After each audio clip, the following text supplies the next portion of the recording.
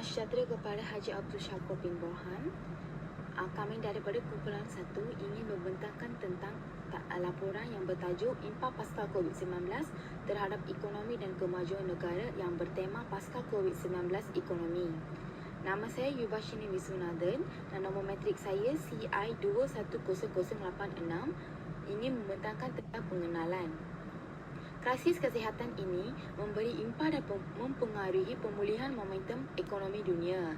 Pandemik COVID-19 di Malaysia berdampak besar pada ekonomi Malaysia, antaranya merupakan penyusutan nilai mata wang ringgit Malaysia dan penurunan keluaran dalam negara kasar. Pada 11 Februari 2021, keluaran dalam negara kasar Malaysia telah melaporkan bahawa sebanyak 3.4%, menyusut pada kuartal keempat tahun lalu. Di samping itu, ekonomi Malaysia juga berarah ke penyusutan sebanyak 5.6% sepanjang tahun 2020 lalu, di mana boleh dikonklusikan prestasinya yang terburuk sejak krisis kewangan Asia pada 1988. Selamat petang dan salam sejahtera. Untuk bahagian pemasaran kajian yang akan menerangkan tentang masalah di kalangan masyarakat. Pertama, masyarakat tidak mematuhi SOP yang telah ditetapkan oleh kerajaan semasa memasuki mana-mana premis ataupun berada di tempat awam. Ini maksud masyarakat tidak mematuhi SOP yang ketat ataupun yang telah ditetapkan oleh kerajaan semasa memasuki sesuatu premis untuk keperluan harian mereka. Kedua, masyarakat menganggap SOP yang ditetapkan hanyalah untuk merambatkan lagi proses aktiviti harian mereka. Yang ini maksud mereka tidak mematuhi SOP yang ditetapkan, sebagai contoh scan suhu ataupun scan kod QR code yang ada di MySejahtera sebelum memasuki mana-mana premis maupun mana-mana tempat awam sebagai SOP yang ditetapkan oleh kerajaan. Yang terakhir adalah majikan sesebuah premis tidak mengambil berat tentang kepatuhan SOP yang ditetapkan ataupun yang disarankan oleh kerajaan.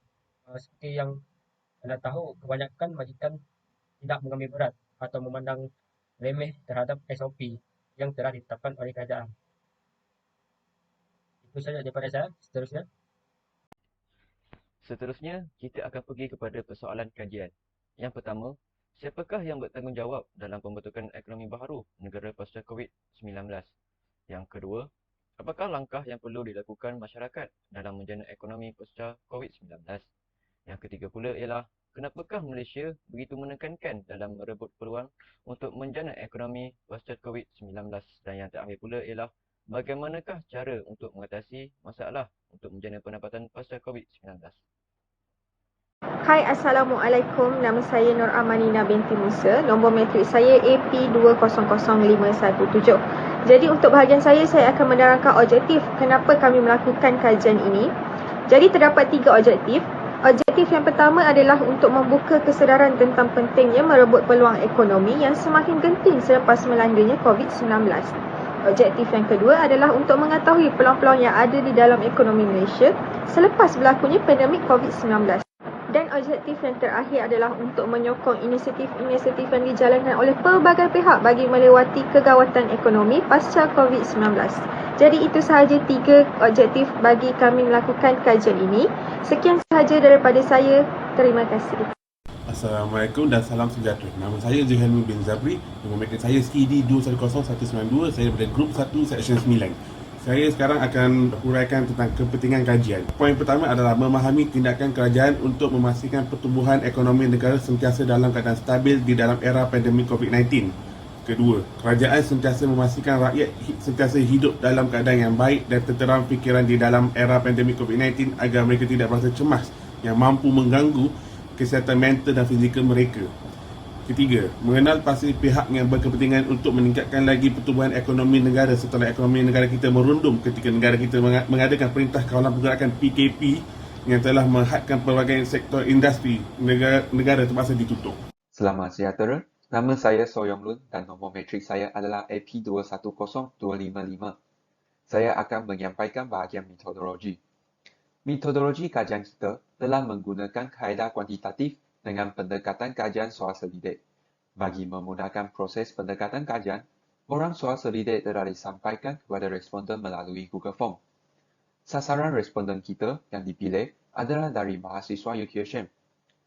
Jumlah responden adalah sebanyak 80 orang. Mereka terdiri daripada 35 orang lelaki dan 45 orang perempuan. Metodologi yang dikenal pasti diharap dapat menjamin kebolehpercayaan dan kesahan dapatan kajian kita. Dan seterusnya, saya akan menjemput kawan saya Isaac untuk menerangkan Google Form kita. Terima kasih. Selamat pagi dan selamat sejahtera. Nama saya Isaac Andrew. Nombor metrik saya AI210196. Dan saya merupakan pelajar daripada kumpulan 1, Seksyen 9 daripada kursus Falsafah dan Isu Semasa. Jadi saya diberi tanggungjawab untuk membuat Google Form bagi kumpulan ini.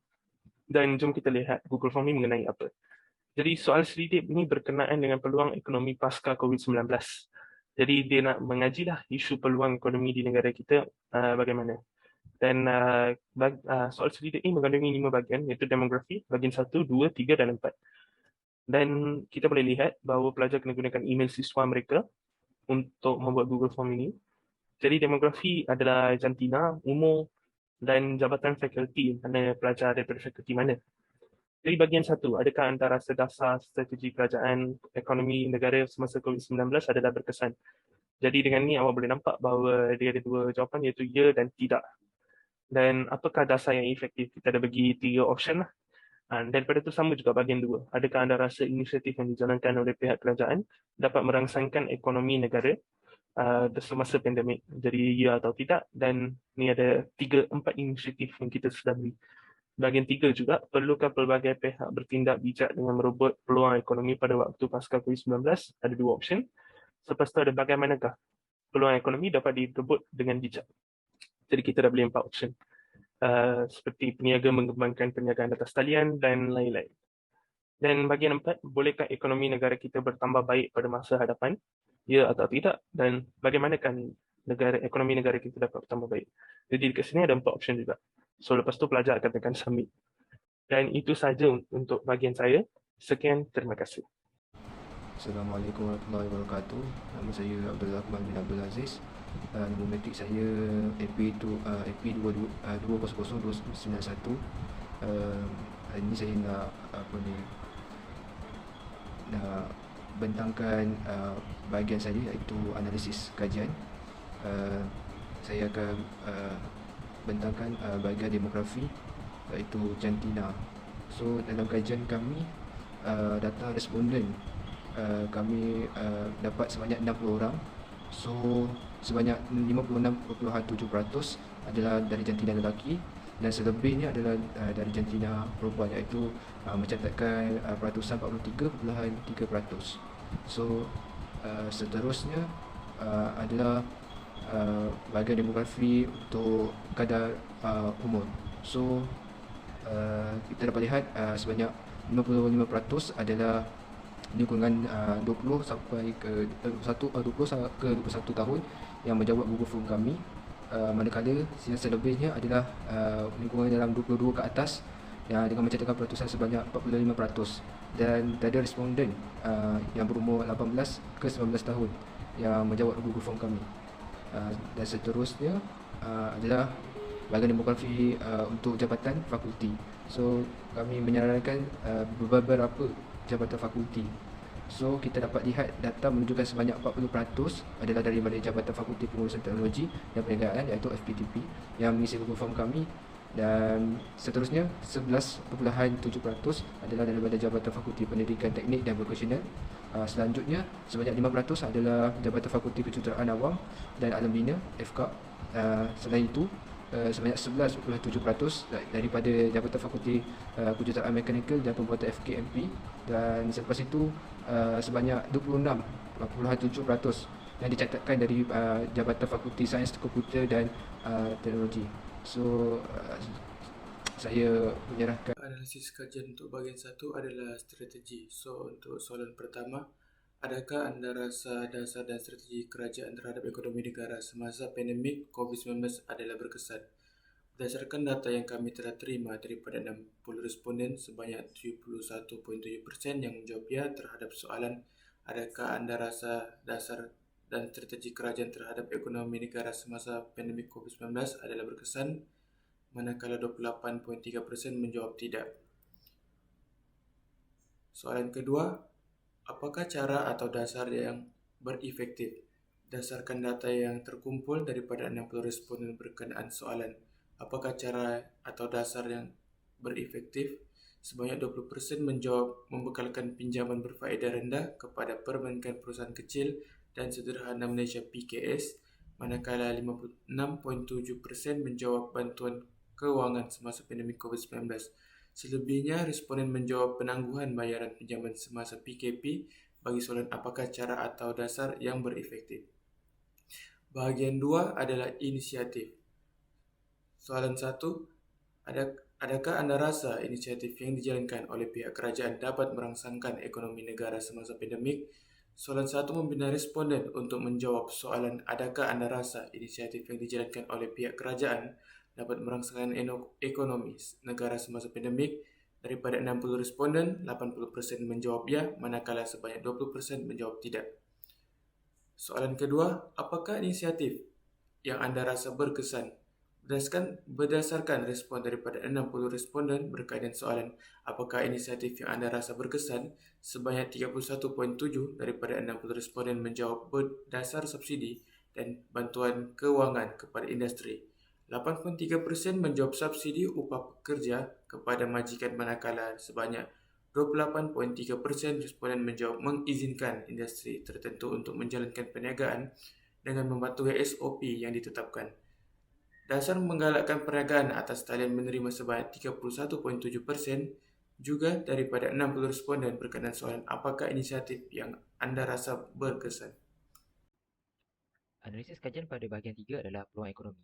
Berdasarkan data yang diterima, daripada 60 orang responden, sebanyak 96.7% menjawab ya, manakala 3.3% menjawab tidak terhadap soalan perlukah pelbagai pihak bertindak bijak dengan merebut peluang ekonomi pada waktu pasca COVID-19. Soalan kedua adalah, berdasarkan data yang diterima, daripada 60 orang responden, 50% menjawab peniaga mengembang di atas talian, 25% menjawab rakyat memanfaatkan rancangan dan dasar kerajaan, 15% menjawab kerajaan meningkatkan pelaburan asing dengan dasar yang menarik, 15% menjawab kerajaan meningkatkan pelaburan asing dengan dasar yang menarik, 67% menjawab rakyat memulakan perniagaan sendiri, dan 33% menjawab perniagaan menggabungkan perniagaan di atas talian terhadap soalan bagaimana peluang ekonomi dapat direbut dengan bijak. Seterusnya adalah bahagian 4 iaitu situasi ekonomi. Berdasarkan data yang diterima, daripada 60 orang responden, 93.3% menjawab ya, manakala 67% menjawab tidak terhadap bolehkah ekonomi negara kita bertambah baik pada masa hadapan. Soalan yang seterusnya adalah, berdasarkan data yang diterima, daripada 60 orang responden, 30% menjawab meningkatkan perniagaan di atas talian, 25% menjawab membuka sektor pelancongan kepada negara lain, 23.3% menjawab mengawal wabak COVID-19, dan 21.7% menjawab membuka bidang ekonomi terhadap soalan bagaimanakah ekonomi negara kita dapat bertambah dengan baik. Assalamualaikum, nama saya Muhammad Arif bin Amran, nama matrik saya AP210004. Saya akan menyampaikan bahagian kesimpulan. Kesimpulan yang saya perolehi adalah dapat disimpulkan bahawa kesan COVID-19 terhadap negara memberi impak yang besar dalam kegiatan ekonomi dan kemajuan negara. Justru itu, pihak kerajaan perlulah membuat suatu inisiatif serta cadangan bagi mengembalikan keadaan yang baik dalam ekonomi negara serta bantuan seperti bantuan kewangan dalam bentuk tunai dan menyediakan kembali peluang pekerjaan kepada rakyat yang diberhentikan kerja. Kerana ini dapat menyeimbangkan kembali pendapatan rakyat serta yang lebih penting lagi dapat memulihkan ekonomi negara. Sekian dari kumpulan kami.